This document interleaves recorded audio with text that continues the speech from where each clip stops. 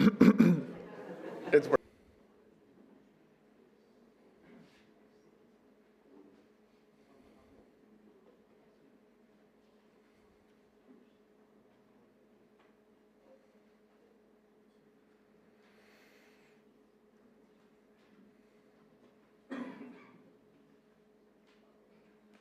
all right, I think we can start this final session of today's event.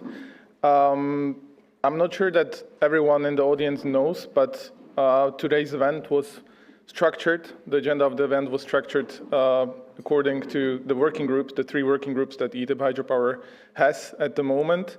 So we already heard in the first session about hydropower role and flexibility.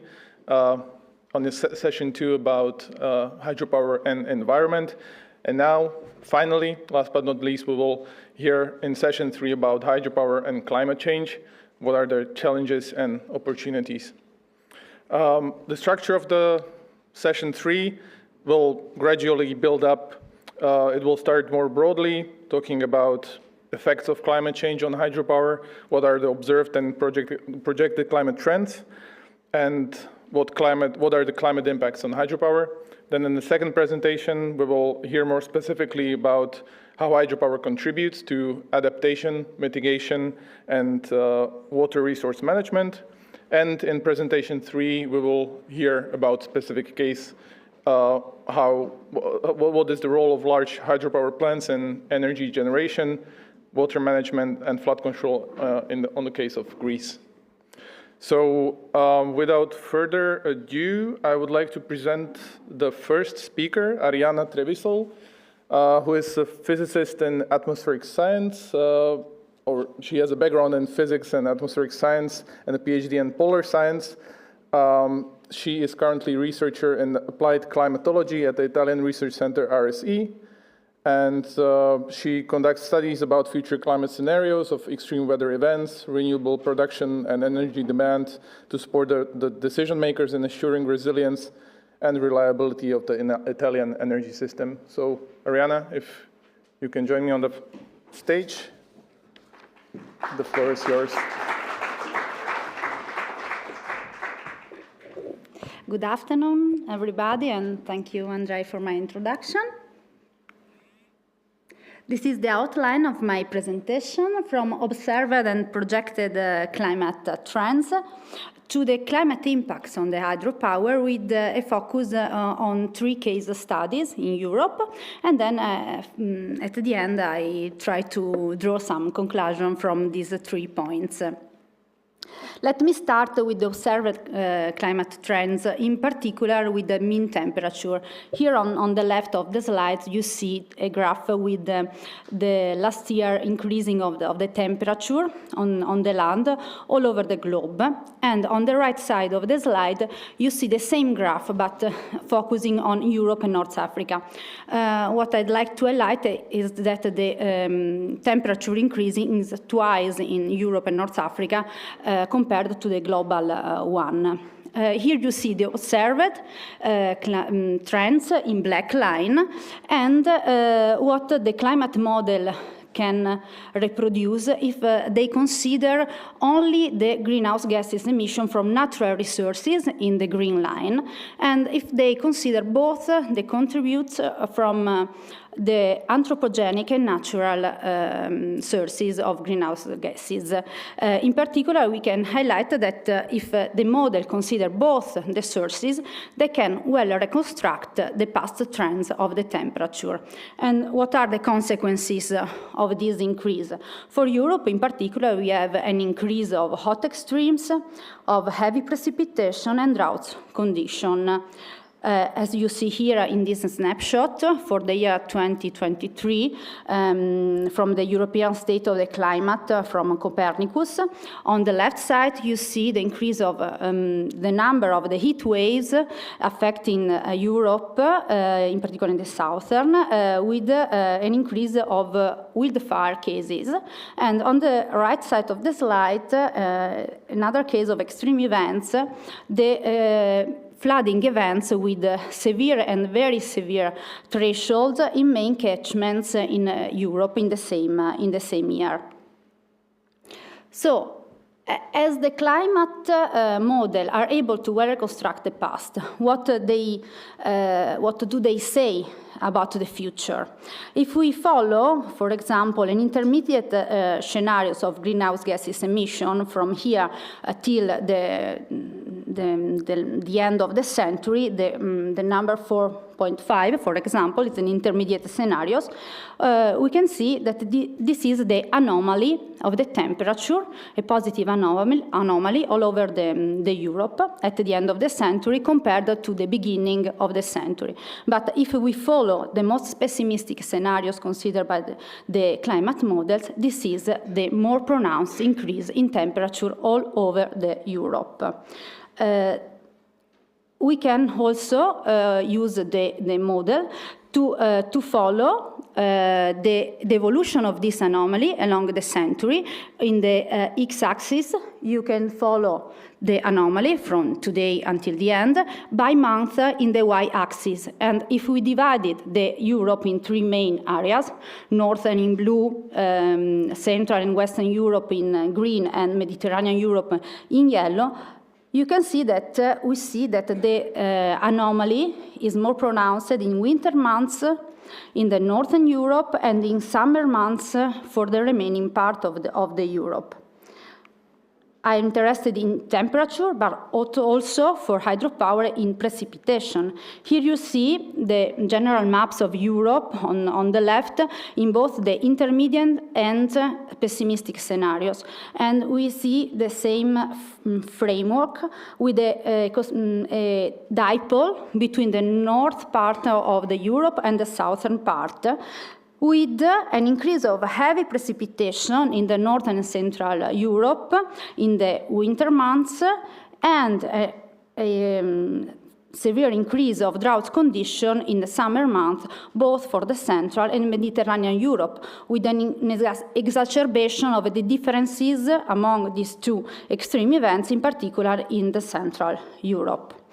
Finally, I'd like to show the evolution of snowfall. In both the scenarios and all over the Europe, we expect a reduction in snowfall. But what is the main consequences is that here in the maps you see in blue the area with snow-dominated basins. If we follow a trajectory to a warmer world, less winter precipitation falls as snow, and snow melting will occur earlier in spring. So we will pass from snow-dominated basins to rainfall-dominated basins in the future, with the consequence of with the shift in the peak river runoff to winter and early spring, an increase of discharge in winter and a decrease in summer discharge, with an increase both in frequency in peaks and low period, with higher peaks and longer low flow periods. If we are interested in the natural reservoir of water storage, the glaciers, here you see the results of a recent paper, of a recent studies about alpine glaciers. And here in the graphs, in both the scenarios, intermediate and pessimistic, you see a disappearance at the end of the century of the alpine glaciers of about 80–90%, with substantial implication for water resources, particularly during summer. So, what are the climate impacts of these trends of weather variables? Here you see a map of the world that compared the end of the last century with the middle of this century, and you see the change in usable power capacity. And focusing on Europe, we see that most hydropower plants are situated in a region with considerable declines in stream flow and reduction in hydropower usable capacity, but an overall increase in Northern Europe.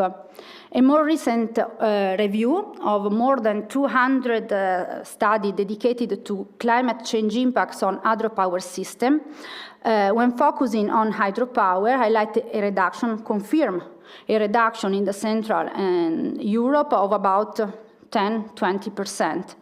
And if you are interested in reservoir basing, the number of dams in area with medium extreme level risk of water scarcity, flood, freshwater biodiversity fragility, we spoke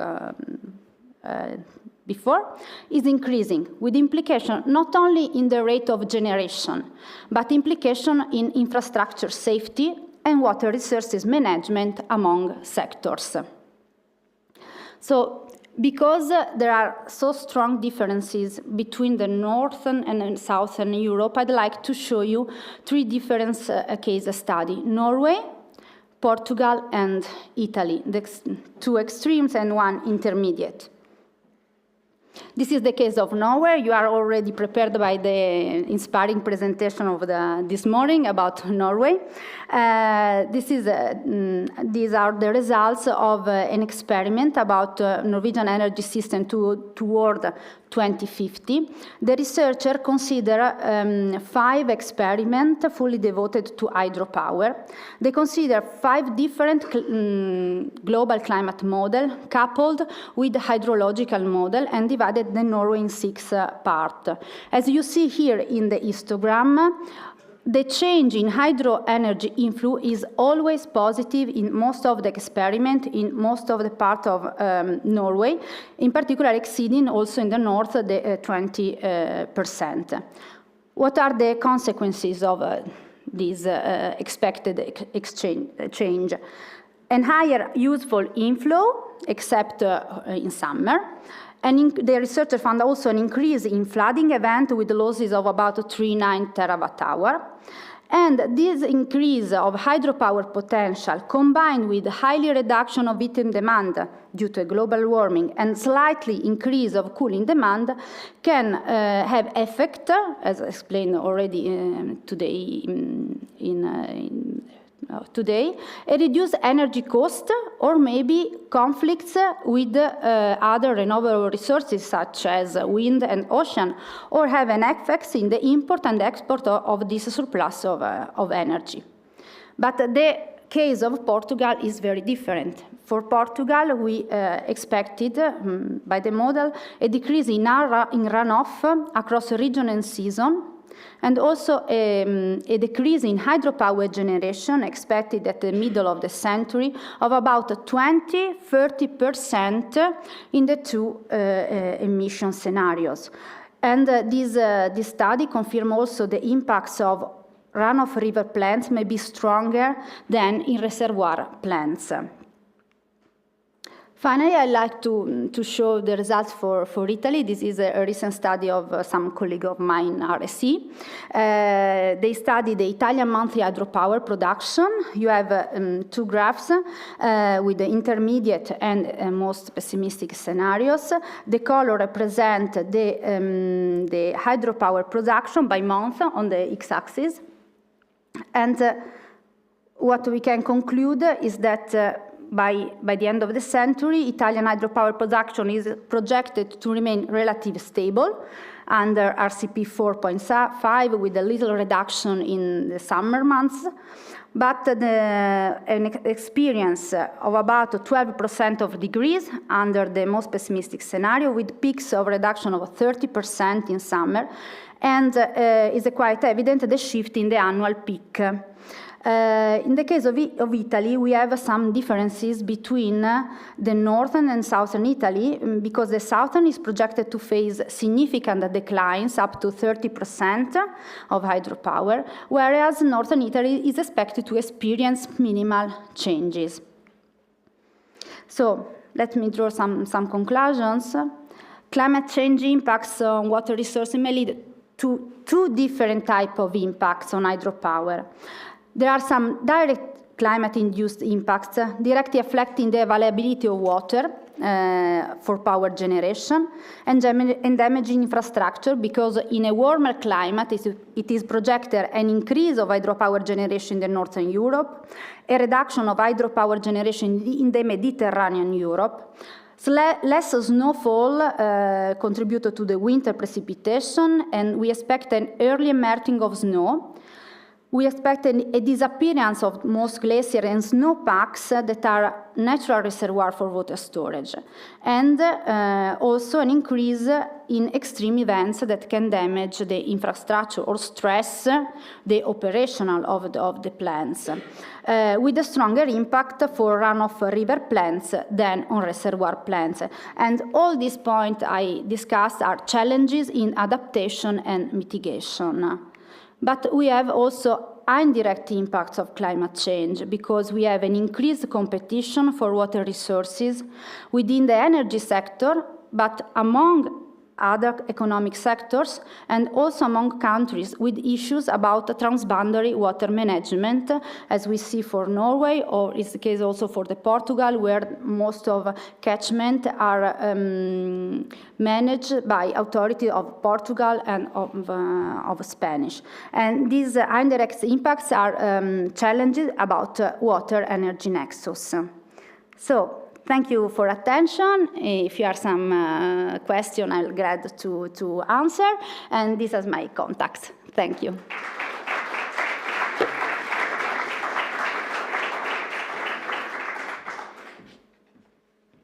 Thank you very much, Ariana. Any immediate questions?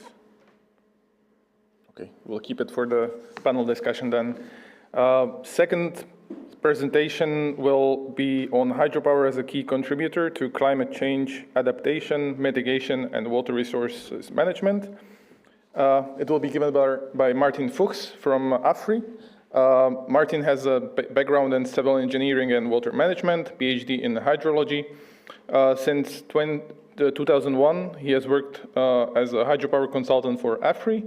Now he is heading the hydro consulting section in Vienna, which is AFRI's competence center for hydrology and climate change, and currently also leads the implementation of a directive on sustainable hydropower within the AFRI group. Martin, the floor is yours.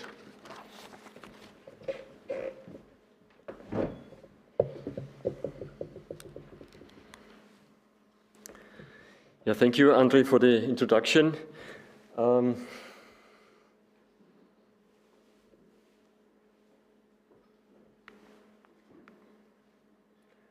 This is the, yeah, here we go. Yeah, I will, in my presentation, I will briefly talk about the urgency of climate action, then discuss the role of hydropower in climate change mitigation and adaptation, and finally say a few words about some upcoming guidelines in that field.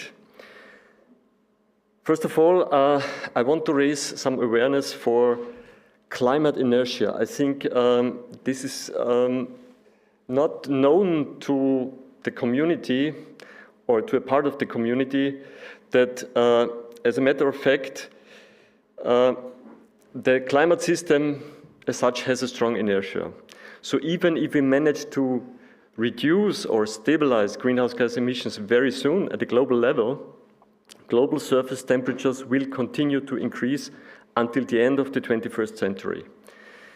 There is, in my opinion at least, there is a quite high probability that we will miss the 2 degrees Celsius target. And there is also a threat of a much stronger temperature rise, as it was also shown by Ariana. Model projections might be too optimistic. In 2024, at least in Europe, the 1.5 degrees Celsius target was clearly exceeded, but also at the global level, we were close to 1.5 degrees Celsius. There was also an El Niño event, but some scientists are quite concerned. And there's definitely a need for fast action, both in climate change mitigation and adaptation.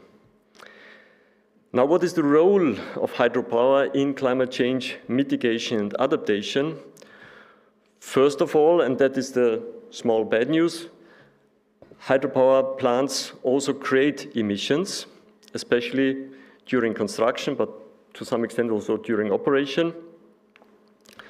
But even more relevant, hydropower plants contribute substantially to emission reduction and avoidance at the system level. Hydropower plants are affected by the impacts of climate change, both by direct impacts and indirect impacts, but they also provide important adaptation services, especially to the downstream communities, downstream river sections. So basically we have to deal here with quite complex system interactions, and we need to somehow simplify that, and we actually have proposed to do this in a matrix, in a simple matrix, where we distinguish between the project level and the system level. At the project level, hydropower plants contribute to greenhouse gas emissions, emissions resulting from construction, but also emissions from the reservoir. And hydropower plants must adapt to climate change at the project level. Typically, this is due to structural adaptation measures and also non-structural adaptation measures. On the other hand, if we look at the system level, and in many cases this is much more relevant, hydropower reduces and avoids greenhouse gas emissions by replacing high carbon generation, and even more important, by enabling the integration of variable renewable energy sources. And hydropower plants provide also important adaptation services, as it was discussed in the morning sessions. So hydropower is an important element of flood control, especially large dams and reservoirs. They can also provide drought mitigation, and they have many actually hydropower schemes are multi-purpose schemes with a number of different functions. And the underlying subject here, of course, is the climate, water, energy, food nexus, as it was also indicated by Miro Marenci in the morning session. When we look at greenhouse gas emissions that are related to hydropower plants, we also need to consider that temporal dynamics. The point here again is this climate inertia and the urgency for climate action. So we also need to assess when greenhouse gas emissions are created or reduced and avoided. I will try to illustrate why I think this is important. As I already mentioned, there are basically two sources of greenhouse gas emissions associated with hydropower plants. First of all, the emissions created during construction, and to some part also during operation, and of course then also during the rehabilitation cycles. And emissions created or emitted now by the reservoir, emissions from reservoir. If we add these two components, we come up with a temporal profile of total life cycle emissions. And what is important to understand is that the majority of emissions associated with hydropower occur during the first years of the life cycle. Typically, when we do a carbon footprint assessment, we average the life cycle emissions over a period of 100 years. So we come up with an average value. But as a matter of fact, there is a quite distinct time series or temporal distribution. Why is this important? First of all, we need to be aware and we need to promote and advocate this more actively. The existing and aging hydropower fleet, especially here in Europe, where most of the assets were constructed in the 1950s, 60s, 70s, their current emissions are typically very low, also much lower than wind and solar in many cases. On the other hand, new-built hydropower plants can create substantial emissions during the first years of implementation and operation, and we need to be careful with that. But they also make very strong contributions to emission reduction at the system level, both in the near term and in the long term, and that is the important message. Now, if we conclude on this temporal aspect, we can say that at the advanced life cycle stage, most hydropower plants produce very low carbon electricity. Therefore, extending the lifetime and maintaining the full capacity of the existing fleet is crucial. also in terms of climate change mitigation. This aspect of very low carbon generation also needs to be taken into account when it comes to reconcessioning, and also when it comes to potential conflicts with the Water Framework Directive and the Nature Restoration Regulation or law. Modernization, upgrading, hybridization of existing plants should be given high priority, because typically this is associated with not too much additional emissions. On the other hand, it can create substantial additional storage and flexibility, reducing the emissions at the system level. As I already said, carbon footprints of new hydropower projects need to be carefully assessed, both considering the greenhouse gases emitted at the project level, but also emission reduction and avoidance achieved at the system level. So basically what we need is a framework that allows to assess or to do a holistic assessment of climate change mitigation and climate change adaptation. And here again, we have to address both the project level and the system level. So we need to do climate proofing at the project level. That is typically assessing and reducing a project's greenhouse gas emission. And we also need to improve climate resilience. So we should do stress testing against different scenarios of climate change and optimize the project with adequate adaptation and mitigation measures. And at the system level, we need to do a systemic evaluation, both of the system functions with respect to climate change mitigation and climate change adaptation.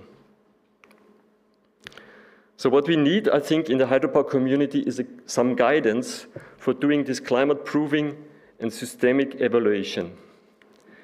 And currently, I think there are some interesting developments also. A number of guidelines is currently being developed. We as AFRE are also working together with Hydropower Sustainability Alliance in order to develop some guideline documents, so-called how-to guides on climate change. There will be two guides, a how-to guide on climate change mitigation and a how-to guide on climate change resilience. They are closely linked to the Hydropower Sustainability Standard, which was, I think, very well presented by Shao earlier this afternoon. And we have also integrated in these new guideline documents the already existing hydropower sector climate resilience guide, which was published by IHA in 2019. But there are also important initiatives ongoing in ICOLD. Dennis could tell you more about that. I think the Bulletin 169 has just recently been updated and republished, but there will also 3 new ICOLD bulletins dealing with dams and sustainability. And there are also a number of other initiatives ongoing. ATIP Hydropower, of course, is one of those initiatives, and the white papers that will probably be published in the next months. But there is also an initiative in the International Energy Agency. Klaus Jorde is in the room today. He is also taking care of these documents, and there are also other initiatives. What I think is really important, that we somehow speak the same language. So what we are currently trying to do is to connect with the people responsible for the development of the other guidelines and try that we do proper cross-referencing, that we use the same terminology, and that we convey the same messages. That, I think, will be important so that really the hydropower community is speaking the same language. With that, I have to thank you, and if there is some time left, of course, I'm happy to answer your questions.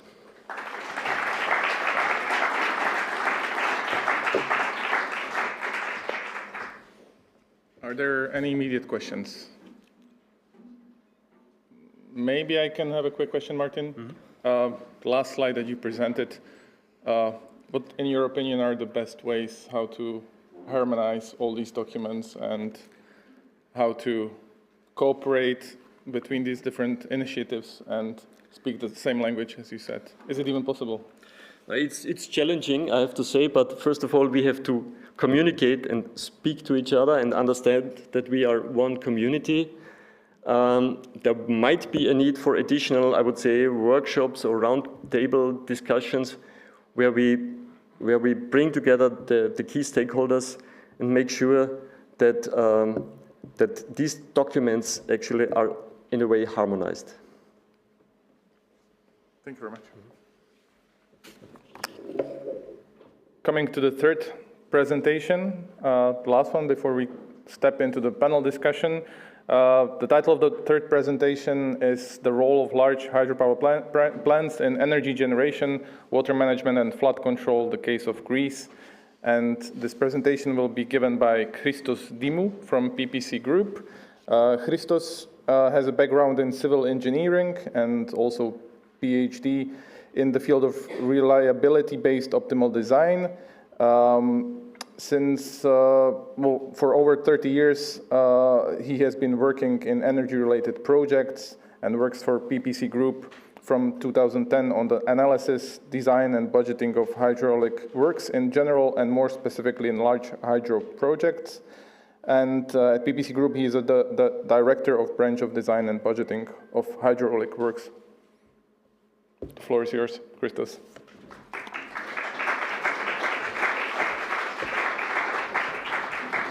Thank you, Mr. Speaker. So today we will present Greece as an example of the role of hydropower in the power and generation, the energy mix, how we contribute in water management, and also how we contribute in mitigating climate change. First of all, a small recap. PPC is, for the time being, the only owner of large dams in hydropower dams in Greece, with 16 large hydropower projects, with a total installed capacity of 3.1 gigawatts, and 700 megawatts of them are pump storage. As we can see, there is the contribution of large hydropower, more or less varies from 6 to 12%, and it's gradually decreasing because we are in a phase of decreasing inflows.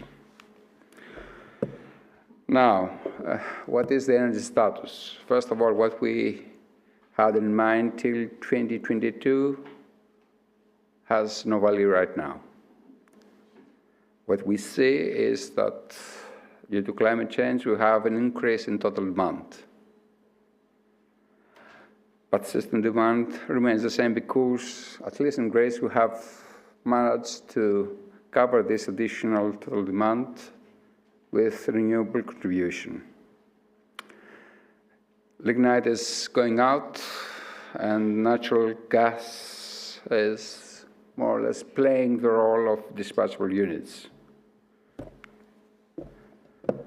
Hydro is also contributing in easing up the ramp-up and ramp-down curves. The so-called pumping that remained nearly non-existent for about 6 to 7 years is coming up back again, and we see an increased contribution of pumping in order to keep the system stable.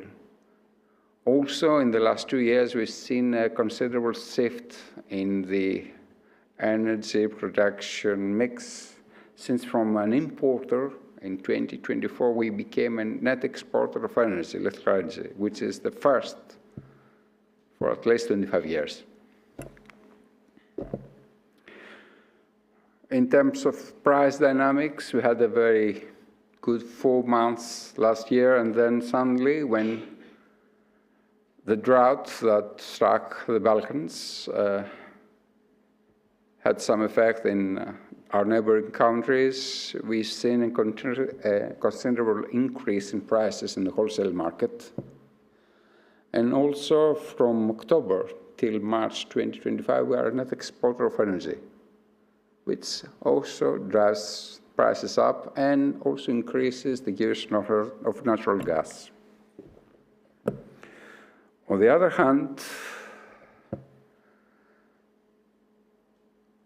nearly 70% of the water that we manage is considered obligatory, which means is either used for irrigation, water supply, ecological flows, and at least until 2018, which is our last major flood event, was also used for flood control. The hydrological year 2025 is the third consecutive year with low inflows in our reservoirs. This is something that hasn't been observed from 1990 to 1992, which was another drought season with 3 consecutive years with low inflows. On the other hand, we had some considerable flood events. Particularly, I would like to stress out the graph on the right bottom corner, which concerns about the Plasteras Dam. Plasteras Dam is situated in Thessaly. Thessaly was severely struck by the 2 major medicanes in 2023, Daniel and Elias. But actually, in the Plasteras Dam, the so-called biggest change in water level was observed in 2021 during another flood event of Ianos. In all 3 cases, the reservoir was designed as such, and it was during September was the so-called reservoir level was low, and we were able to successfully mitigate a major flooding event. Now, what are we going to do for the future? Although Greece needs hydropower generation and new reservoirs because we are dealing with reduced flows that it will eventually limit our inflows by 30% till the end of the century, we do really know that this is quite difficult. And what we do as PPC is that more or less we focus on pump storage. We're right now developing with our partners 3 pump storage plants in mines, 2 in Western Macedonia, Kardian and Southfield, and the other one is on the permitting stage in Megalopoli. Also, we are in the design stage of another pump storage closed loop on the Aliakmanas Cascade scheme, which will be a 20-hour storage reservoir, pump storage reservoir.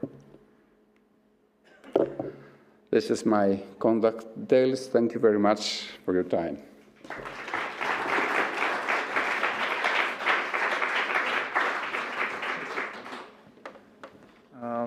Any immediate questions for Christos? No? All right, in that case, I would like to hand over to Benjamin Graf. Benjamin is the chair of Working Group 3 on Hydropower and Climate Change. He's also a member of the governing board. Just very briefly about Benjamin, he has a background in hydraulics, hydrology engineering, PhD in hydrology. He has been working at CNR for a very long time, since 2008. Since 2022, he is the head of Open Innovation at CNR, Energy Transition and Innovation Department. And what else can I add? He's doing a great job as a chair of Working Group 3. And I hand over to him for this more difficult part of moderation of the session. Thank you, Andrzej, for the introduction and for your encouragement.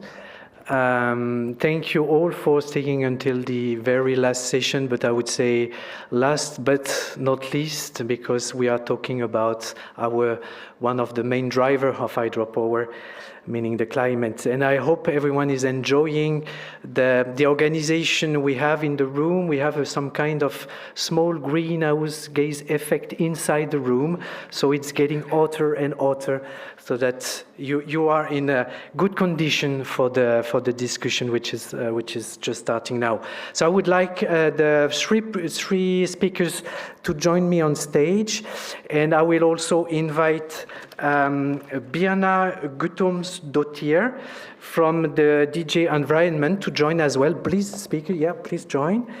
Birna holds a master's degree in environmental science and natural resources from the University of Iceland. She also has environmental engineering from the Technical University of Denmark and environmental science at the University of Catania in Italy. So all the way around in Europe. Congratulations, Birna, for that. And now you are working at DG Environment. In the past, you were in charge of implementing the EU Water Framework Directive in Iceland.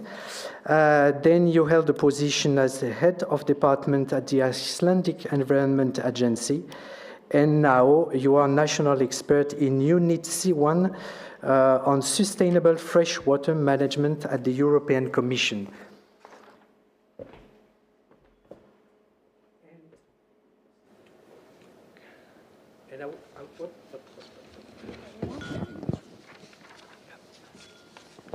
Yes, thank you. And I would like to start with the first question for you, Birna.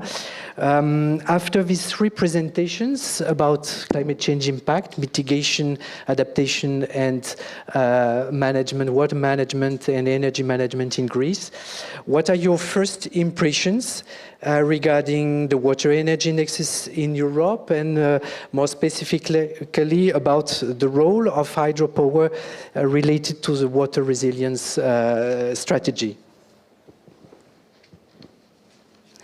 Thank you very much, and good afternoon, everyone. And thank you for my fellow panelists for a very good presentation. I really enjoyed them. Yes, I think I will just start by saying that the Commission recognizes the role of hydropower, both for the generation of course, renewable energy, but also when we are going to meet our ambitious targets, which is we are going to be decarbonized economy by 2050, and we are going to reduce our emissions, greenhouse gas emissions, by 55% before 2030. That is in 5 years. So we have very ambitious targets, and we also see that the climate risk assessment at the national level suggests that there are huge challenges. I mean, we have water scarcity, as we saw in the presentations. We have sectors that are actually suffering from these water scarcities.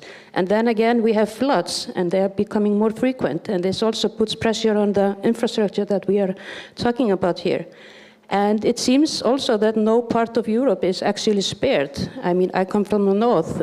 We see it in the south, in the east and the west. And this leads me, of course, to the water resilience strategy, which we have been working on now for a couple of months, and is supposed to be adopted now in the beginning of June. We have just announced the status of EU waters. The results are staggering. Our waters are in very bad conditions. Only almost 40% of our surface waters are in good ecological status, and only 27% are in good chemical status. And this is a huge challenge at the same time as we are going to meet our ambitious climate goals as well.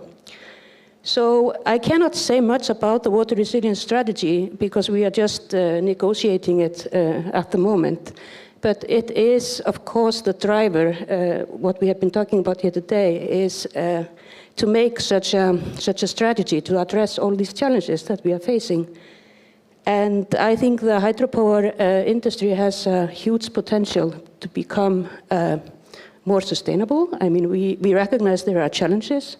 I think it has a great potential to be more sustainable and more, how to say, water-wise managed.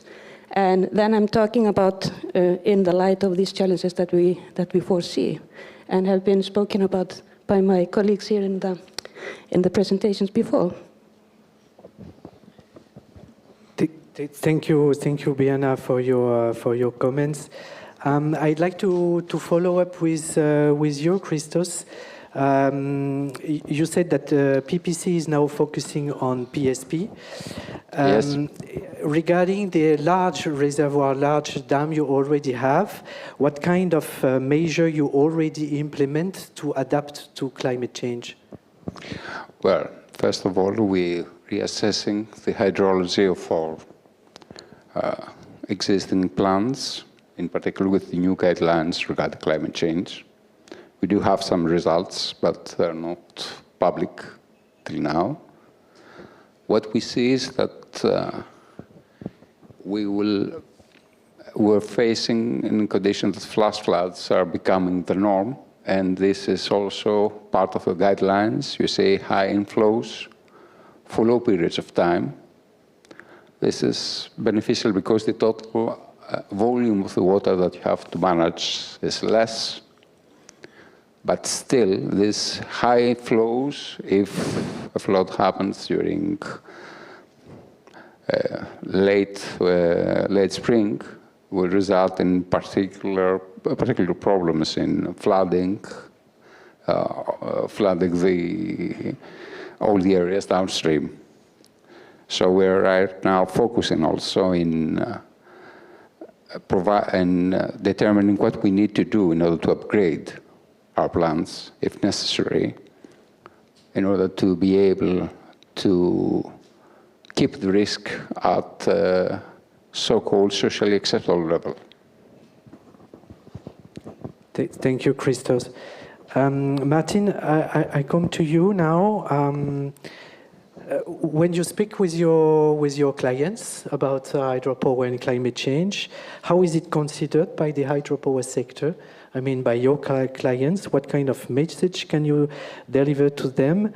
And maybe also if you can say a word again about the most urgent measures to take nowadays for mitigation and adaptation.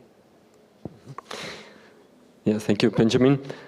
Yeah, what do our clients think or say about climate change? Basically, we work in a global market, so we have clients from almost all continents. What I've seen is that there is, within Europe, I think there is in some countries quite strong awareness, both of climate change mitigation and adaptation. I think the Nordic countries are definitely the front runners. Yeah. Whereas in Central Europe, and I come from a Central European country, we still have to catch up. And at the global scale, I think it really differs. If we look, maybe think about the project activities that we also have as a company in Asia, Southeast Asia, there is awareness among this client sector also for climate change. We spend a lot of efforts also in doing carbon footprint assessments for our projects in Laos, for instance. In Africa, I would say there are a number of projects that I think should be critically assessed. There are a lot of developments also with respect to multi-purpose dams, many of them in tropical zones with very shallow reservoirs. I think we have to really be careful not to create substantial additional emissions with reservoirs like that. But if then international, also European funding is involved, typically also these projects are carefully assessed. And your second question, what are the most urgent measures? I would say on the climate change mitigation side, first of all, I think we have to further improve our carbon footprints. And there is definitely raising awareness for that in the hydropower sector. And on the other hand, we really have to promote the important role that hydropower plays when it comes to emission reduction at the system level. This should promote it even more here in Europe, but also at the global scale. When it comes to climate change adaptation, and actually I'm a hydrologist by education or by training, I think we have to have a close look at spillway capacities, at design floods. There is increasing evidence also here in Europe that design floods might increase, that rainfall intensities increase, especially at the small scale. In smaller catchments, convective rainfalls tend to get more intense. So this is something that has already started in a number of countries, that we at least reassess the design floods and the spillway capacities, and if needed, also make proper adjustments. And second, I think in climate change adaptation, what we learned from, we have done a number of climate resilience assessments in the last years. What we learned is that most of these, let's say, climate change processes also trigger additional sediment yield. So I think sediment management in a way is closely related also to climate change. And we have to make sure that we maintain a substantial part of the active storage that we currently have. So this is also a quite urgent thing to improve sediment management in the hydropower sector. Thank you, Martin. I would like to come back to you, Biana. Martin mentioned about multipurpose projects. Is it something that could be valued, whether in the water resilience strategy or in the EU taxonomy, considering that hydropower can also support other water use, but also can also support the integration of the renewables, for example? According to the EU taxonomy, there are already criteria to assess the carbon footprint. Is it something that could be, or that is already been considered by the European Commission? Yes, thank you very much. Well, just to recall a little bit, I mean, the taxonomy is a classification and transparency tool so that projects can be labeled as sustainable investments, and to help to address potential greenwashing.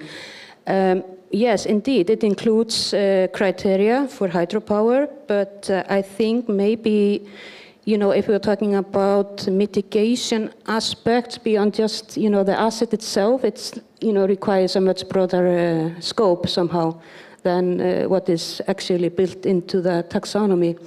So yes, indeed, I mean, we have discussed a little bit here today the co-benefits of these plants, and we could be measuring for flood and drought resilience improvements indeed, and we could be looking at water supply reliability and comparing the emissions like Martin just mentioned. I mean, there are plenty of aspects that could be taken into account.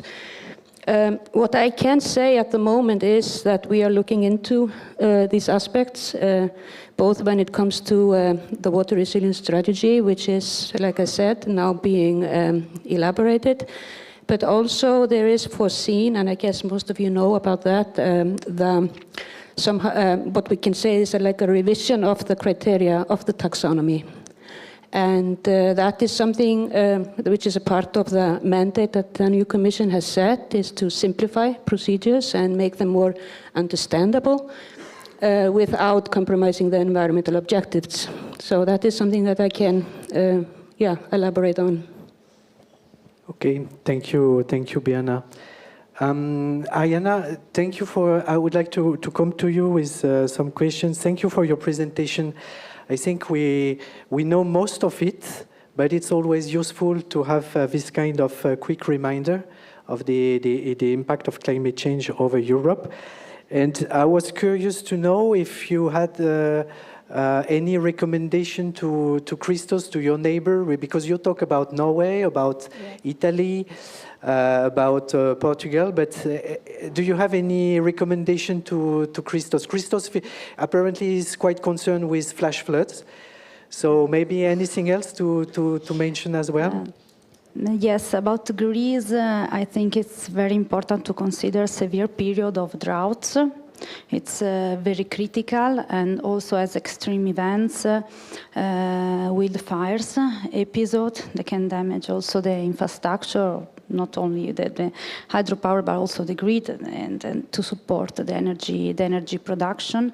I remember about Eurocordex projection about Greece. You have a reduction of precipitation also in the western part, and also of the maximum precipitation in one day on more. So there is the case of flash flood. This is with the time resolution less than 1 day, and it is very important because at the moment the climate models are not able to reproduce well this type of resolution, and we need a climate model with very high resolution coupled with hydrological model with sub-day time resolution, and then with higher resolution in space, also to give some information to the stakeholders to support their actions. Thank you, Arianna. And for the audience, if you have any question on any country, of course, this one was prepared. But if you have any question, do not hesitate to call Arianna. Any feedback from you, Christos? Is it something, of course, you consider?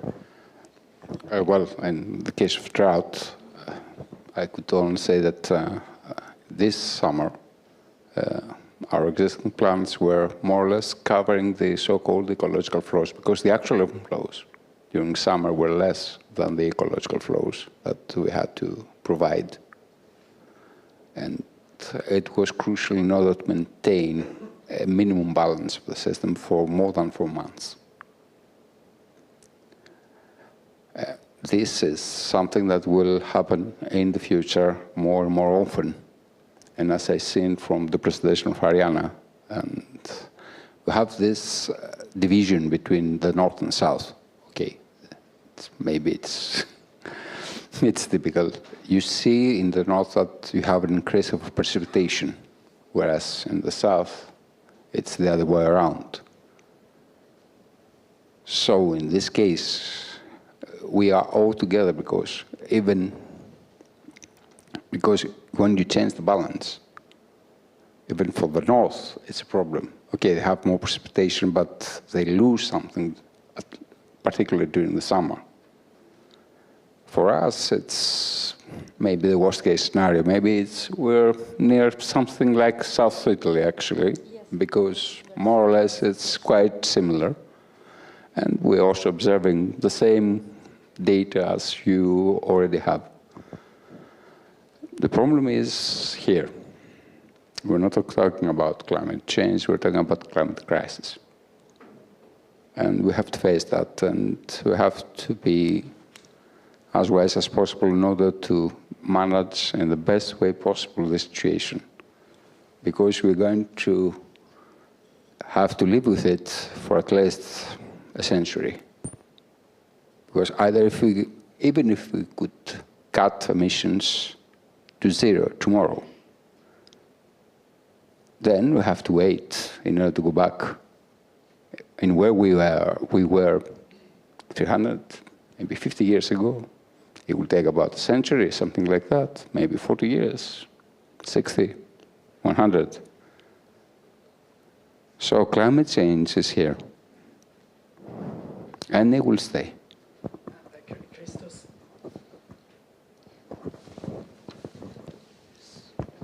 Thank you. So, Christos, I'd like to stay with you, so I will send the mic back to you. We have climate crisis. We are talking about high capital investment for new projects. We are talking about uncertainties on market. We are talking about water management, and yet PPC is still developing PSP and hydro.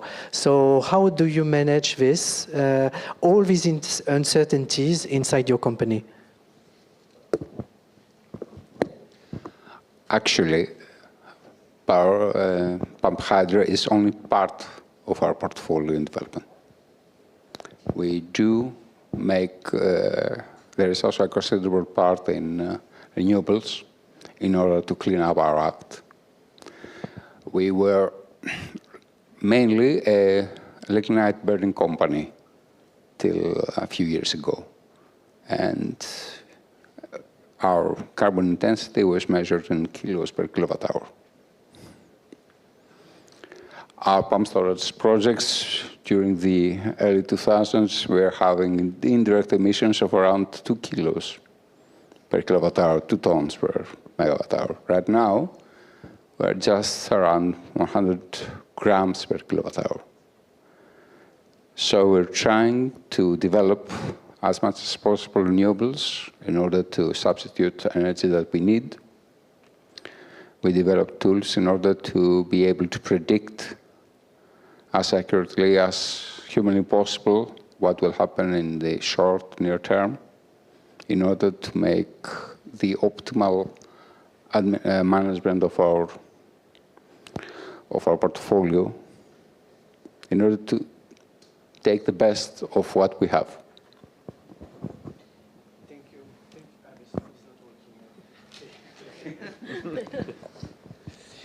Thank you. Thank you, Christos. Last question to you, Biana. How are these challenges considered at the DG environmental level? I mean, climate crisis, market uncertainties, large capex investment. How do you consider all this regarding water management? Well, that's a tricky question. Well, we are also, at the DG Environment, of course, participating in many strategies that the Commission is working on at the moment. And there we, of course, focus on the water management. And we talked about pump storage hydropower, for example. And that has come up quite a lot because that seems to be like, projects that are quite new and are taking up some considerations about how actually to access them during the environmental legislation, if so to speak. But it all comes down to maybe how do we assess those projects in a way that we can make the procedures more aligned and more, effective. And there are a couple of things that are going on right now at the Commission. I mean, we saw the revision of the RED, for example, who addressed some of those bottlenecks. But talking about the permitting procedures and the environmental impact assessments, who of course take considerable time when we are assessing those projects. But as of it is now, and also in relation to the water resilience strategy, it's about better implementation, actually, of the legislation and the tools that we already have. And we see that the legislation is we are both, going forward with procedures to simplify, but also on a national level to speed up the implementation of what we already have. So I don't know if it answers quite the question, but that is what we are actually working on right now and trying to make links between the strategy we're working on in DG Env, water resilience, to the other strategies and legislative proposals that are ongoing right now. Thank you very much, Biana. And now I would like to turn to the audience if there is any question. Yes, please, at the back. Hi, thank you. Jeff Tutton, Taltech.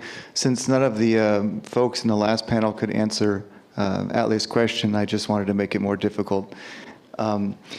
Relating to the fact that we want to build 50% more hydropower in the next years, and then laying on top of that the effects of climate change, what would be the general strategy for doing that? Would it be better to build, let's say, if we could build them like all upfront as quickly as possible? Should we do this in a more systematic approach, building some now and some, staggering that?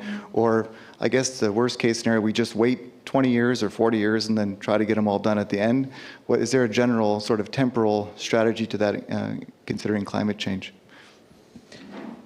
Who wants to answer? Martin? Yeah, I'm maybe not the expert on European strategy, but I think we cannot, we will certainly not add 50% conventional hydropower capacity. I think that is just not doable in Europe. But when it comes to pump storage, I think we need substantial additional capacity. And for that, I think also we need a regulatory framework and probably strong political intervention to make sure, and I discussed this also with David over the lunch break, to make sure that we not import like batteries at a large scale from Far East or other countries, but that we make sure that we use the technology that we have in the continent to provide the storage and flexibility that we need. Maybe you also want to comment from? Well, maybe just a little notion. Well, of course, the general line, and I think it's a bit difficult maybe to say, but the general line is, of course, to modernize and make more efficiency out of the plants that we already have.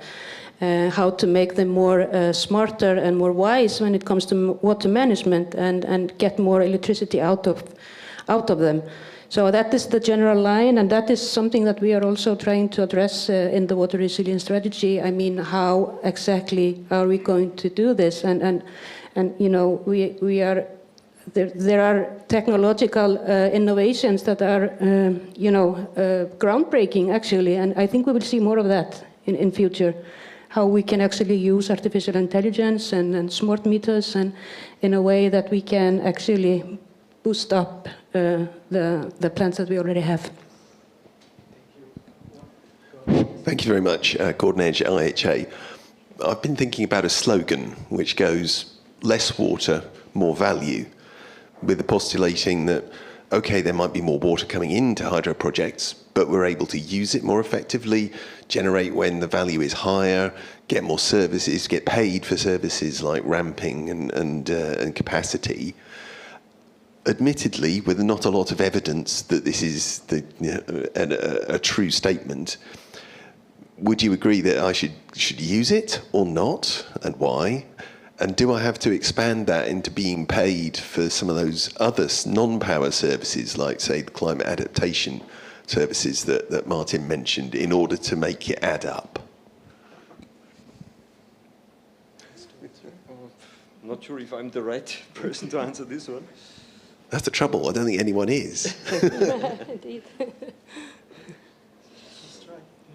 Exactly. Is it just a slogan, or should I retire it? Sorry, could you just, in a nutshell, repeat your question? So, my slogan is, less water, more value. Is there enough value that you can generate in addition to compensate for the less energy you get from because there's less water? Definitely. If we make our assets more flexible, you know, they create much more value at the system level. So I think it's obvious, and it's a good slogan, definitely. But it's something that needs to actively communicate it and advocate it for. Yeah. Yeah, one question from us here. Yes, hello, Atle Harby, Sintef. I have a comment to Martin and a quick question to Ariana and Birna. So Martin, your graph of greenhouse gas emissions is actually an average, and it's very individual. The CO2 emissions, they will disappear often very quickly, but if you are in a situation where you create methane from decomposing organic matter led into the reservoir, you may see that all over the life cycle because it doesn't stop. So you try to avoid methane emissions. A question to Ariana. Some of your data was a bit old. Have you looked at the assessment report 6, the newly one? Is the same trends? I guess so, but do you have a comment to that? And a little intriguing question to Birna. We've seen now from von der Leyen as well that she says we're going to relax the sustainability requirements on the sustainability requirements for reporting, for instance, is going to be less stringent and fewer will have to do that. Are the environment losing the battle? Or do you see that? It's an intriguing question, perhaps. Thank you. I start. Thank you for the question. I hope to answer your question. The first maps I showed you are from the R6, the last report, okay, with the global climate model all over the Europe.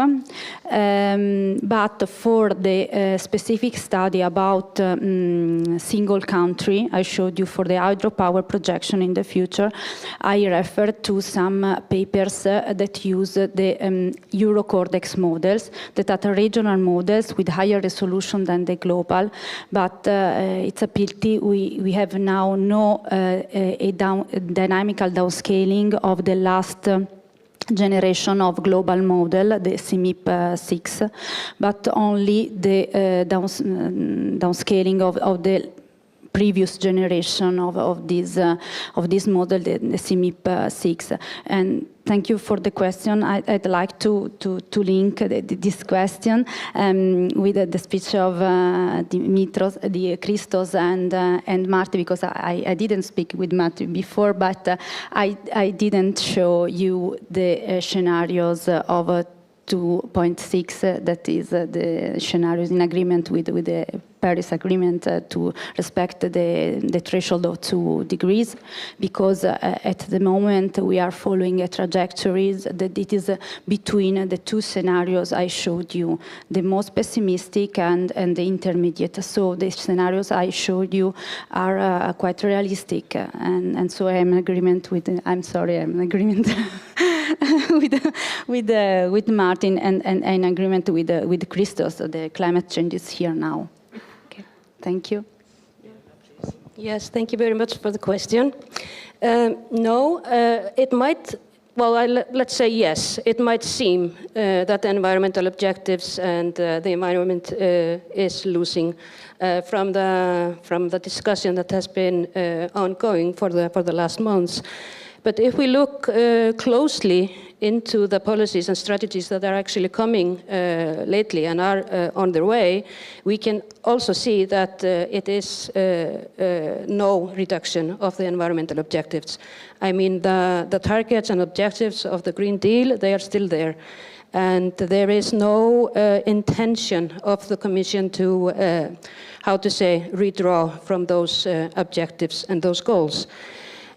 Like I said earlier, it comes a little bit down to the implementation of the existing framework that we have. We have the Water Framework Directive, which is it is really ambitious when it comes to water.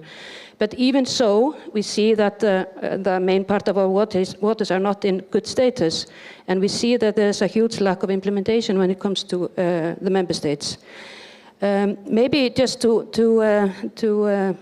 end that discussion, I would also say that, of course, companies are also, they can go beyond legislation. I mean, they can go and say to their stakeholders and the general public that they are doing more than is requested, even though I'm not saying that we are reducing anything when it comes to environmental objectives or goals.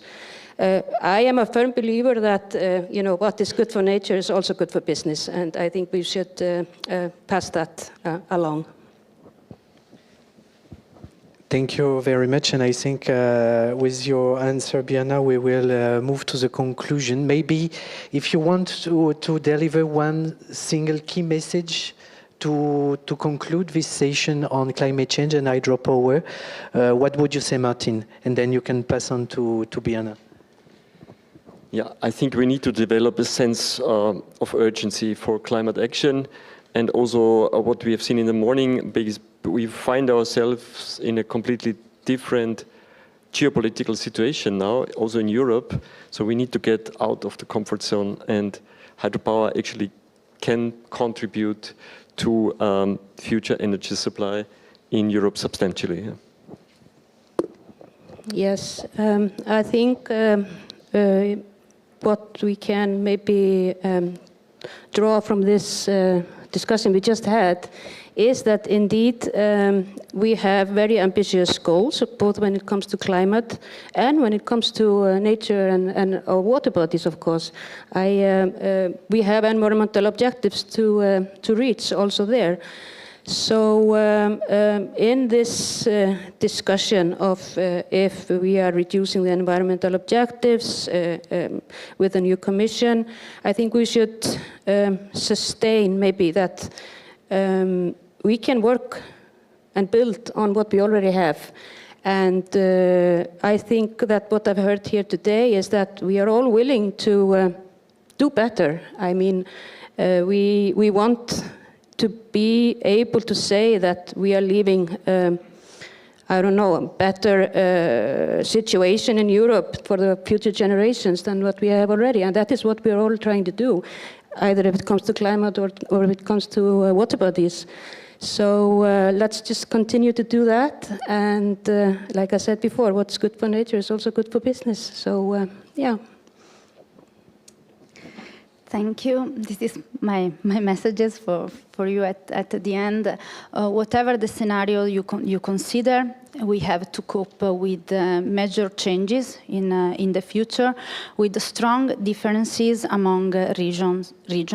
So we need specific responses coordinated among the countries. This is the first point for me. And the second one is that the choices about the emission reduction are the main source of uncertainty in the future variation for climate drivers. So the more we reduce emission, the smaller the impacts we will face. Well, as I said, climate change is here. In order to help the environment, in order to achieve our goals, we have to have energy independence. Because only with energy independence we'll be also politically independent. And we can focus on our goals about of what others are saying. My key message is that in order to combat climate change, the Commission, the legislative bodies, the academia and the industry have to work in unison. Hydropower is one of the tools to combat climate change. But it's not the only one. Thank you. Thank you.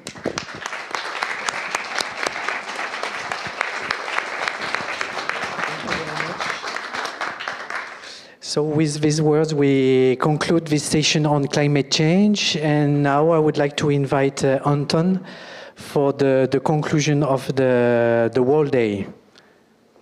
Anton and Denis, please.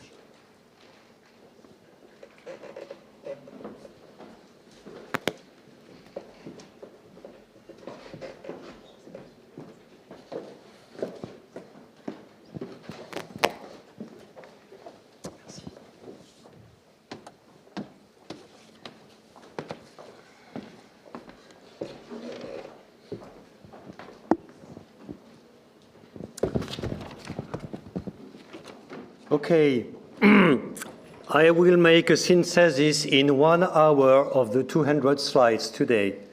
No, it's a joke. Okay, of course I won't rephrase everything. We are in a room which is called le bouche à oreille, from mouth to ear. So may I invite you all to whisper to every stakeholder outside, the non-believers. So can you whisper to them that hydropower checks a lot of boxes to make the safe and clean energy transition really happen in Europe. So you must learn by heart the 7 vital values, 7. 1, hydro is the first renewable energy in the world and in Europe. Second, it's one of the lowest CO2 equivalent emission factor. Third, we did not speak about that property, but it has the best energy payback ratio or energy return on energy investment factor by far compared to all other technologies. Fourth, excellent flexibility. It has been showed today to meet demand peak and store energy and pump water when demand is low. Fifth, it's a sovereign energy, creating jobs, financial resources in remote areas, and in which Europe has a leading role and position in the world. I mean, the hydro industry in Europe has clearly a leadership. Six, it generates an affordable and stable price of energy. And seven, the last but not the least, it provides a strong contribution of multi-purpose reservoir to any kind of water uses. It has been shown there. So please whisper that from mouth to ear, outside, to any stakeholders. For all these reasons, Europe will need more flexible, climate-proofed, and eco-friendly hydropower more than ever. Of course, we will have to continue, and the ETIP will have to continue to work both to increase the awareness of this essential role of hydropower to those who are not yet convinced by these vital values, but also, second, to develop solutions through innovations to always better improve these attributes and values, and also to meet the biodiversity and climate change challenges which were just discussed. You may know that one of our challenges for the future is to sustain our organization and our long-term existence of the ETIP. And so we are working with all the ETIP team to try to build an ETIP-like unified industrial technology and innovation voice for hydropower in the long term. So the support will be essential at all European level, the Commission, the Parliament, and all group of stakeholders. And by the way, we had the occasion a few weeks ago to meet with some deputies at the European Parliament. And we are, in a way, to reach out with the ITRE Commission, ITRE Commission of the European Parliament, to increase this awareness using simple terms to make some pedagogy on all the challenges which has been described here. I would also like to thank all the presenters, all people who participate, all the moderators there today, so I think we can applaud everybody.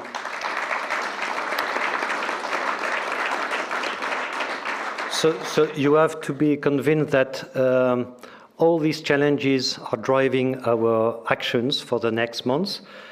And I have tried to respond to the Anton Schleiss challenge, which is what kind of sentence can you create with the acronym HYDRO? So my suggestion is hydro, yes, develop and research all opportunities. It's up to you to see if it deserves the Nobel Prize. Thank you.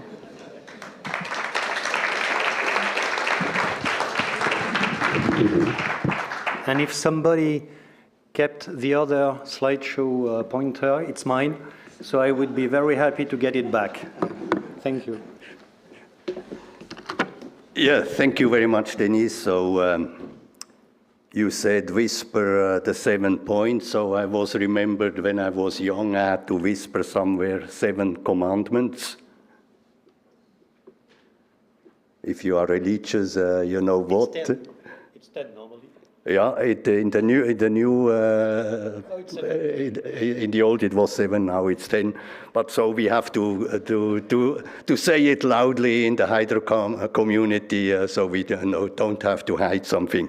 Okay, so I will just close because everything has been said. What is important?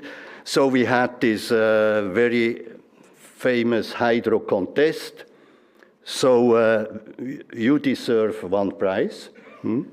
So I thought Swiss Army knife, but because it's now forbidden that arms are exported from Switzerland, The Swiss Army knife is out of chocolate, but anyway, it's also good.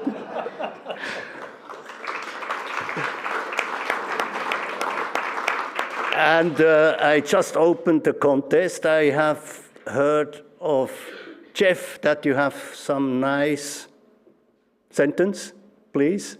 Hydro, H-Y-D-R-O. Here, you, Can you repeat again? Yes, sure. Hydro, H-Y-D-R-O. Here, you determine real outcomes. Ah, perfect.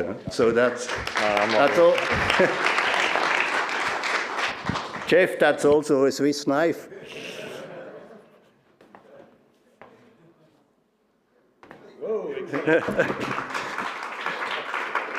Is there another one? Okay, so I have still 3 Swiss knives because we had a wonderful team at the reception from Ease, and then we had a wonderful team during the breaks. You have seen this nice photo box.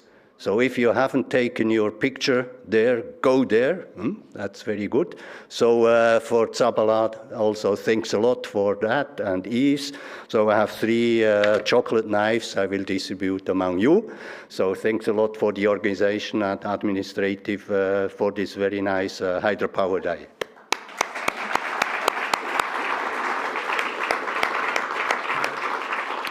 So then it just remains to close. So thanks a lot for coming, everybody.